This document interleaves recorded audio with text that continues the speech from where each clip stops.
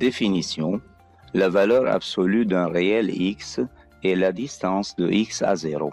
On note comme ça la valeur absolue. Exemple, valeur absolue de moins 4 n'est autre que la distance entre moins 4 et 0. Or, en observant cette distance, il s'agit de 4 unités séparant le moins 4 du 0, alors cette distance égale 4. Par suite, la valeur absolue de moins 4 égale 4. De même, valeur absolue de 7 n'est autre que la distance entre 7 et 0. Encore, en observant cette distance, il s'agit de 7 unités entre 0 et 7. Donc, la distance, ou bien la valeur absolue de 7 est égale à 7. On voit que le résultat d'une valeur absolue est toujours positif, alors que le nombre dedans peut être positif ou négatif. Mais d'autre part, comparons le résultat d'une valeur absolue au nombre qui est dedans. On remarque que lorsque le nombre dedans est positif, le résultat de la valeur absolue est égal à ce nombre, alors que lorsque le nombre dedans est négatif, le résultat de la valeur absolue est égal à son opposé. Donc finalement, on peut résumer la définition ou bien le résultat d'une valeur absolue comme ça. La valeur absolue d'un nombre positif est égale à lui-même, alors que la valeur absolue d'un nombre négatif est égale à son opposé. Exemple, pour calculer la valeur absolue de ce nombre, on calcule le nombre dedans, c'est un négatif. Alors la valeur absolue d'un négatif égale son opposé, donc la valeur absolue de moins 11,4, c'est 11,4 son opposé. De même, pour calculer la valeur absolue de ce nombre, on calcule d'abord le nombre dedans, ça fait plus 4. La valeur absolue d'un positif est égale à lui-même, donc la réponse de cette valeur absolue, c'est plus 4. Un autre exemple, on donne un réel x inférieur à 4, calculer la valeur absolue de x moins 4. Dans ce but, il nous faut le signe de x moins 4, donc il faut le chercher. Puisque x est inférieur à 4, alors x est moins 4 est négatif. Et la valeur absolue d'un négatif est égale à son opposé. Par suite, la valeur absolue de x moins 4, c'est égal à son opposé, parce que x moins 4 était un négatif. On donne encore y inférieur à 7, calculer la valeur absolue de 7 moins y. Donc il nous faut le signe de 7 moins y.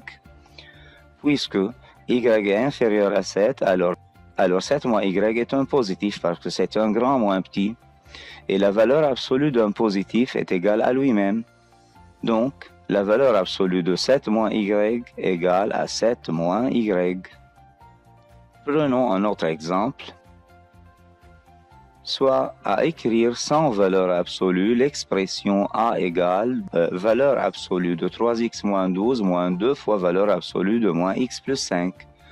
Or, cette expression comporte deux valeurs absolues, donc il y a deux expressions dedans, il faut chercher le signe de chacune d'elles.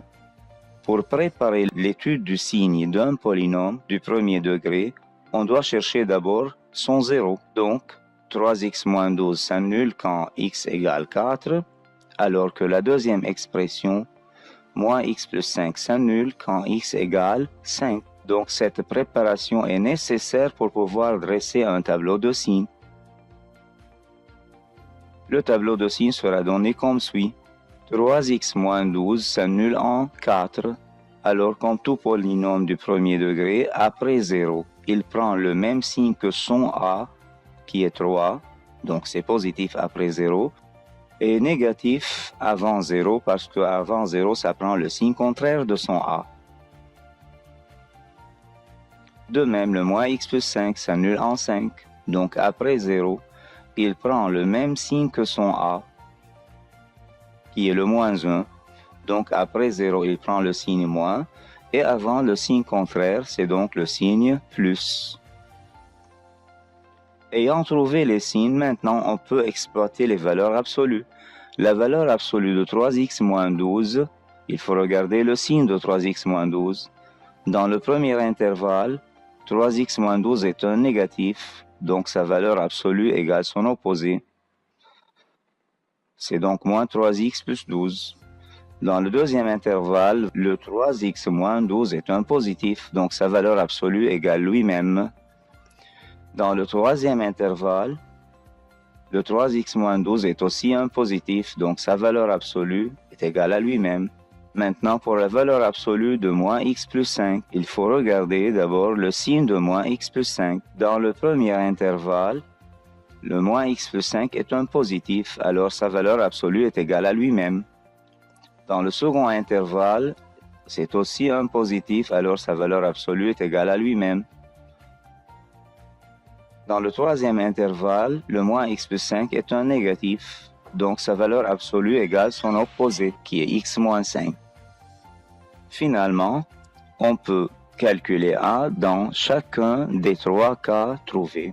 Le premier cas, pour x appartient à l'intervalle moins l'infini 4, on aura A égale moins 3x plus 12 moins 2 facteurs de moins x plus 5. Donc nous avons tout simplement remplacé chaque valeur absolue par son expression trouvée et on calcule en chassant les parenthèses et réduisant les termes semblables.